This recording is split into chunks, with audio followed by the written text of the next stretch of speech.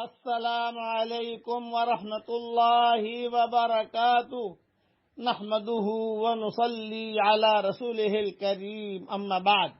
آج کا سبق سن لیجئے۔ آج کے سبق کی سرخی ہے زنا سے بچیے، پارٹ نمبر 67۔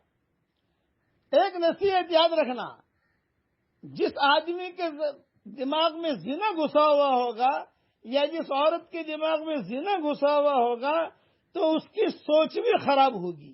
اسی لیے میں دو باتیں کہتا ہوں: اچھی سوچ اچھے اثرات، گندی سوچ گندے اثرات۔ اس پر ایک قصہ سنا رہا ہوں کہ گندی سوچیں کیسے ہوتی ہیں۔ امریکہ میں ہمارے سفر ہوئے، کئی مرتبہ ہوئے۔ کسی نے وہاں سنایا کہ ایک عورت اپنے شوہر کے استقبال میں اپنے گھر میں تھی۔ جب شوہر آیا تو بہت اچھے کپڑے پہن کر، خوشبو لگا کر، دلہن بن کر اپنے شوہر کے قریب بیٹھ گئی۔ اب وہ جو شوہر تھے وہ پروفیسر تھے، بہت اونچے لیول کے آدمی تھے دنیاوی اعتبار سے۔ وہ کتاب دیکھ رہے تھے، کتاب بہت دھیان سے، دینی کتاب نہیں، ناول۔ یہ جو ناولیں پڑھتے ہیں نا، ناولیں یہ بھی زنا تک پہنچاتی ہے آدمی کو، عورتوں کو۔ ایسی ناولیں بھی نہیں پڑھنی چاہیے اور ایسی گندی فلمیں بھی نہیں دیکھنی چاہیے۔ ماں باپ بیٹیاں گندی فلمیں ایک ساتھ دیکھیں گے تو گویا کہ ہم خود ہمارے بیٹیوں کو خراب کر رہے ہیں، ہم خود ہمارے بیٹوں کو خراب کر رہے ہیں۔ اب وہ بیٹھا ہوا ناول پڑھ رہا ہے بہت دھیان کے ساتھ، یہ بیوی قریب میں بیٹھی ہے، اس کی طرف دیکھتا بھی نہیں، متوجہ بھی نہیں ہوتا۔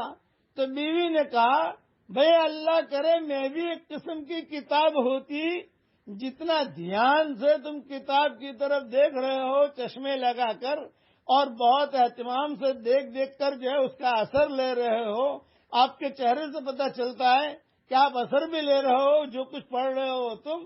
کاش کہ میں بھی ایک کتاب ہوتی تو مجھے بھی اس طریقے سے اچھی طریقے سے پیار کی نظروں سے دیکھتے۔ اب وہ گندی سوچ والا شوہر تھا، اس نے کیا جواب دیا؟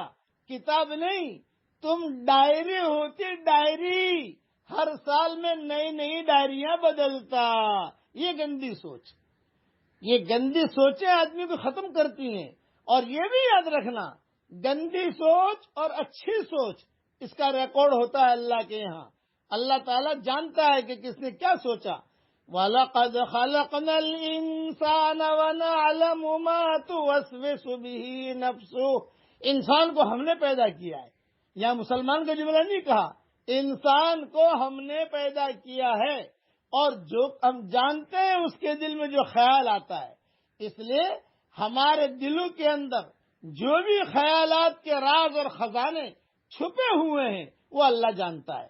یعلم خائنۃ الاعین وما تخفی الصدور۔ دلوں کے سینے میں جو راز چھپے ہوئے ہیں وہ سب جانتا ہے۔